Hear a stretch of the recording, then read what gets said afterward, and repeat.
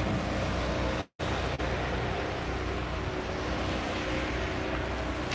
All right, everybody, we're going to do our little Facebook Live here from Neyland Stadium here on this Monday. Well, I'm Austin Price, joined by this guy, Stay Cool. He's trying to do that today, Brent Hubbs. Talking top. I was dressed for this moment, right? Yeah, it was impromptu after we taped our podcast on this Monday. Top 5 moments right down here behind us since the turn of the century. I know there's been a lot of bad, but there's also been some moments in this stadium that have been pretty neat. Kind of what stands out for you? Oh, there's, several that have been pretty neat here when you look at it, Austin. Let's go back and you can remember Jason Witten in overtime. Yeah, against Arkansas. Casey Clausen's got the broken collarbone and he throws it in there. Happens right in that end zone. I think Bob's call was instant victory for Tennessee. Nobody knew at the moment how bad Casey was hurt, but I can remember after the fact the highlights of him walking off. He couldn't. Everybody wanted to come up and give him 5, and he was like, hey, don't get near me. And, of course, we know what happens. He didn't get to play against Georgia the next week and all of that. So that's one moment that jumps out. And then in 01, the Kelly Washington coming out party. Yeah, no doubt. 256 yards receiving. He catches the seam pass going right down that direction towards the south end zone. And that was a huge game. Obviously, LSU flipped the script later in the year, but that was a special moment in this stadium for Tennessee versus LSU, and when Nick Saban was just kind of in his infancy of becoming who Nick Saban is today. Well, and that was one of those deals. For the agony that was the end of that year, that nobody. This is the top 5 moments, not the top 5 bad moments, but for how ugly that was in Atlanta, that moment at that time, boy, Tennessee was a really, really good football team and was playing, really well, and everybody wondered about. Is this Kelly Washington guy, did he live up to the billing? Was he living up to the hype? And boy, he put on a show that night. And then Casey finished that game, because remember, Rowan Davey and him got hot. They started putting up a bunch of yards. Casey throws a fade back down here, almost to midfield on a 3rd and long play where it looked like he was punting it towards the sideline and just dropped it in. An unbelievable play. One of the best throws that Casey Clausen had in his entire career was a sideline fade pattern to win that game against LSU. I'll never forget that throw. Then you get the wins over Florida. Not been many in this century, but 2004, of course, James Wilhoit from the GOAT to the ultimate redemption with the 50-yard field goal. And then, of course, who can forget 2016, Jawan Jennings right down this sideline right here towards the south end zone. Both those wins meant a lot to Tennessee as they tried to carry some weight for the rest of the year. Well, and you look at the Jawan Jennings in 16 is bad. Tennessee was awful in the first half. Yeah. You thought they're getting ready. This is supposed to be the coming out party, and Tennessee's getting ready to get run out. And then they flipped the script at the half and run Florida out. And then, the Phantom Dallas Baker penalty that gets 15 yards. Yeah, Jonathan Wade. Jonathan Wade deserves more credit for that win than almost as much as Will Hoyt. He drew the flag, and then, for Ainge as a freshman to have some poise and Randy Sanders on the sideline to keep things calm the way they did, to make just enough throws here and there to make that happen. That was a pretty incredible night. That's one of those nights that everybody remembers where they were when James Wilhoit's kick went through the uprights. Yeah, no doubt about it. And when you look at the grand scheme of things, you had some near misses in here. Oklahoma was one. A couple of Georgia games, both,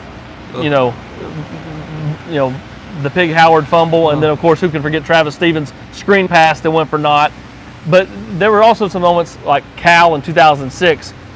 You got Robert Meacham, you got Montario Hardesty, big plays in that game.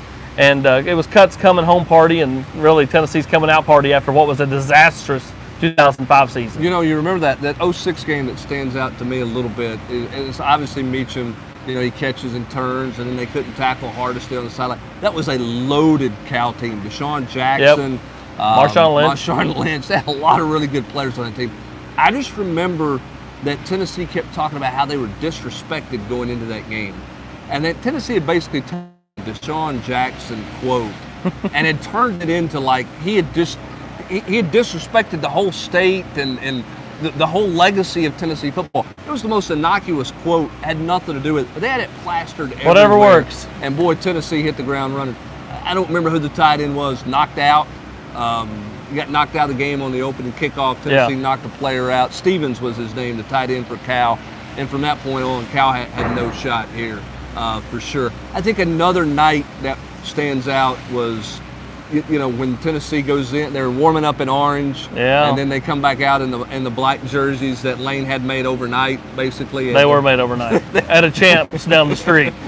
And they looked that way, but it was funny because the reaction from the different age groups. There was some people that were like, "Whoa!" and then you saw some people like, "Yeah, no way they're wearing the." They're not going to do that. And then Hardesty spin move on the touchdown. And I don't know if did you cover practice that year? I did. A whole lot of practice. You remember going into that week, they ran that play to Austin Johnson that he scored all week. And Lane got so mad because he kept dropping it. He just looked at me. Finally, got grabbed him and said, "I'm trying to let you score a touchdown. Don't you understand? We can score it with anybody. I'm making this one for you. Catch the ball." And as soon as they got across midfield, boom, it was out the door. And then, of course, the South Carolina games. Tennessee beats a top 10 team and won Butch's first year here. Pilardi with the game winner. Pilardi with the game winner, went against Jadeveon Clowney. And of course, as you just touched on, the other South Carolina game, which will be the black jersey. So, I mean, just some neat moments. What's in store ahead. This year Tennessee obviously has Georgia at home. They have South Carolina at home. They've got some big games on the docket the next few years at home. Even out of conference, they'll have the return trip. They'll go to Norman next year, and then Oklahoma will come back here. That's one that got away from Tennessee, didn't kick. Baker Mayfield became Baker Mayfield. I think that night. I mean, he was already becoming, but he really came of age inside this place, which of course led to the famous stuff that Admiral did down here last year, talking about Oklahoma's response to the fans in Neyland. Well, and the thing that I thought Baker Mayfield was pretty good until I saw him live, and then I went, "Oh, he's really special." And it's going to be fascinating to see what he does with the Cleveland Browns. I know that's not what this is about, but how does that translate once everybody gets a book on it? Tennessee didn't have a book that night, and he stepped out of arm tackle and sack and extended plays down here to win that game.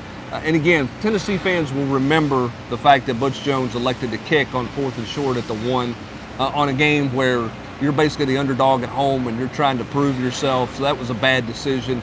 But Tennessee had that game locked up. They could have got a 3rd down stop or a 4th down stop, and they couldn't get Baker Mayfield on the ground. They could get to him, but Barnett and those guys, they never could get him on the ground. Kurt Magette, of course, he got hurt in that game, but they never could get that one play they needed in the 4th quarter to end that football game. Couple of Georgia wins, of course, Butch's season here, or one of Butch's seasons here, they won, had to come back win. And then, of course, Lane and company beat Georgia here in 2009. Well, and that was, for Tennessee fans, that's a lot about where the Jim Chaney love comes from. There's so much talk. We talked about it in the podcast that's up on the site now about why there's so much excitement about Jim Chaney. Is it too much? A lot of it stems from that game because Crompton had been so porous that week, leading up to that. It's getting ready to rain. We got to get out here in a hurry. But Crompton had been so bad, and Lane had guaranteed he would play well, and Jim and him found something that week. And he came of age, and that team came of age, and that's where some of the hype surrounding Jim Chaney for Tennessee fans really comes from. So there's a handful of moments. Our top 5. Number 5, Tennessee's win against LSU here in 2001. Kelly Washington's game. Number 4, the win over Cal here in 2006. It's going to rain. Number 3, the black jersey game, just because I thought it was just neat. Number 2 and number 1. It's really going to rain. 04, Florida is actually number 1, and then 16 Florida is number 2. What are your thoughts? Best games and best moments, and not best games, best moments in Neyland since the turn of the century, and which ones can be Tennessee's next big moments here inside these hallowed grounds that is Neyland Stadium? Well, for Brent Hubbs, field looks pretty good. Great job by Darren and the guys here on the turf crew at Neyland. Practice starts next Friday, everybody. Next Friday will be Tennessee's first practice. We're just over a week away. For Brent Hubbs, I'm Austin Price. Subscribe to the Volquest YouTube channel. A lot more exciting things to come.